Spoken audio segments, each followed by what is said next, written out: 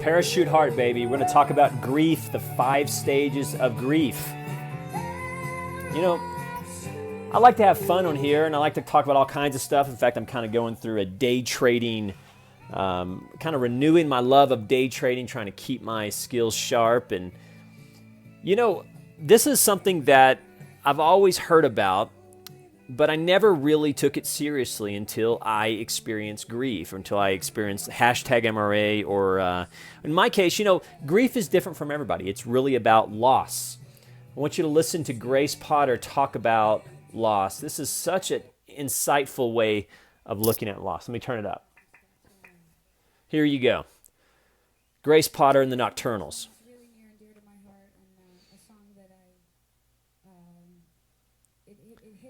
Because I think everybody's lost somebody at some point in their life, and it's really hard to express how you feel. Grief is a very strange beast, and one that is not easily dealt with. I think it takes a really long time, and that's why it took me a long time to write this song. But I want to share it with you guys. It's the 4th song on the record, and one that really gets me every time. It's called Stars.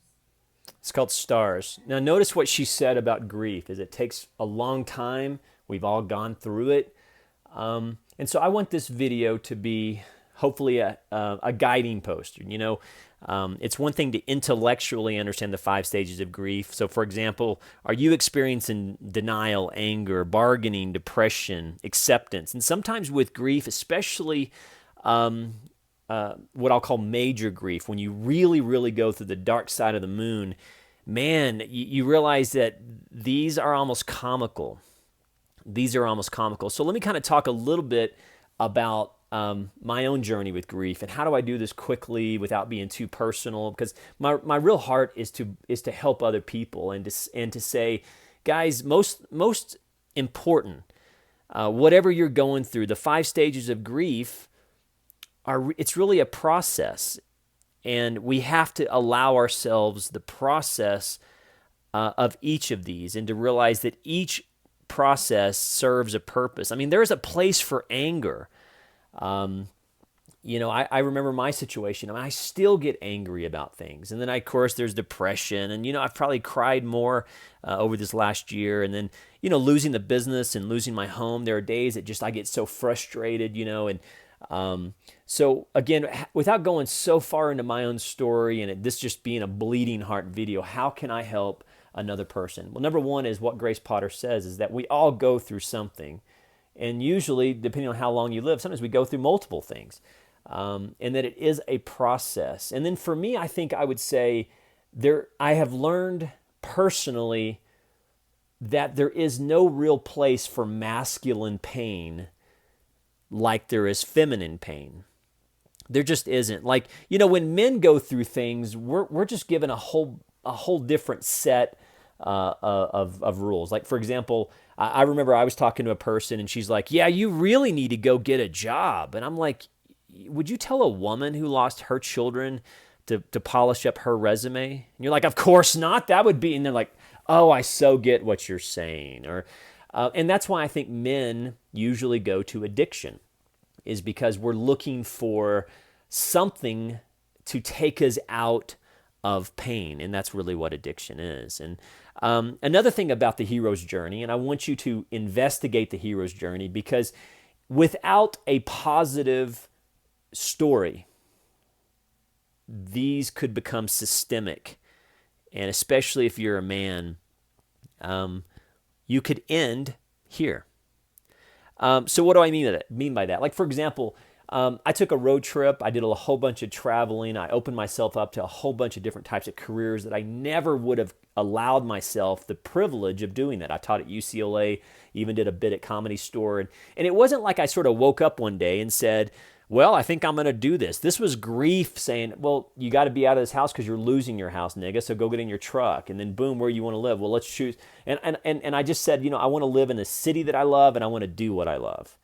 And that's kind of how my hero's journey started, and it all came out of the 5 stages of grief. So number one is it's a process. Number two, be patient with yourself. I read yesterday in the Bible that there, and it used the word tender to describe God. And for men in particular, I want you to write the word tender down or gentle down. Men, as you're going through the stages of grief, be gentle on yourself, dude. Be gentle. And then this is on the other side of that. The 5 stages of grief could give you a lot of good things. Like, for example, I never knew I loved teaching so much until I had the opportunity to lose my business and have to look for a job. And I took a little teaching assignment at UCLA. Had I not had that experience, I would never have known how much I love teaching at the college level. So now I'm considering maybe I want to get my master's, maybe, who knows? So allow the grief to be transformed. And men, remember, 98% of the people you talk to, men, they will not have a place for masculine pain.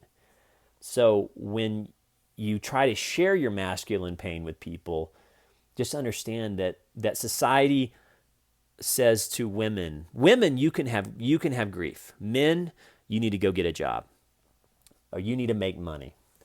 And so let me tell you, men, you have permission to feel your feelings and to feel grief. And you have permission to live in fucking denial. But Fibonacci is going to be like, yeah, be careful with anger, because that could become rage. And then you're going to go through a bargaining phase. And then maybe you're going to have some tears. And man, I heard a quote one time, and it's kind of been a sustaining quote for me. And this guy says, he goes, "You're only as sick as your secrets." This is the guy that wrote The Shack, William Paul Young. And there's a lot of times that I sit here on this channel, I'm like, why do I want to talk about the 5 stages of grief? And why do I want to talk about #MRA? And why do I want to talk about men's rights? Why do I want to talk about, the banking system? Because these are the things that affected me personally. And I thought, you know what? I want to tell my story. I want to talk about what happens to men in civil trials, whether women like that narrative or not. And recently I've gotten some emails from other men that are going through their civil trials, and that's my way, kind of a 12-step way, if you will, because they talk a lot about the value of service, is that when you're going through grief, we have to learn to serve. And this channel is a part of my service. If I can help somebody in some way, if I can help somebody in Texas get 2503 enforced, if I can help a man who's going through grief, go, man, this Fibonacci, he's right on, man. I've been here forever, and maybe I need to move on and evolve. And yeah, holy shit, he's right. There's not a place for masculine pain. There's not. Well, again, I want to make these videos personal, and I want them to be helpful. Just like Grace Potter said, man, there is no formula, and we all go through something, and it can sometimes take a long time.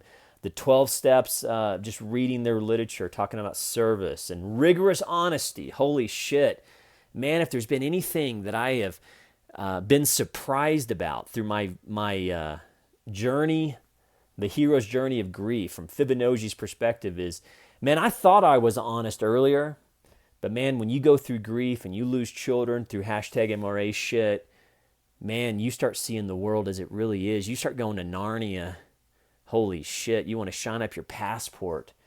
Man, you want to start seeing honesty. I've had to get more honest with relationships than I ever have. One time I was living in my truck and I caught pneumonia. I was catching pneumonia, and I knew that could be fatal in Colorado, living in your truck.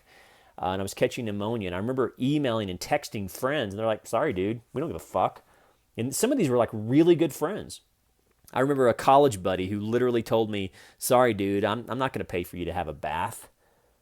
And my own family members, and I'm like, wow. And right when I want to be upset with them, the Holy Spirit says, "John, nothing's changed except you're just at a more rigorous, honest place with these people." So anyway, Grace Potter is right.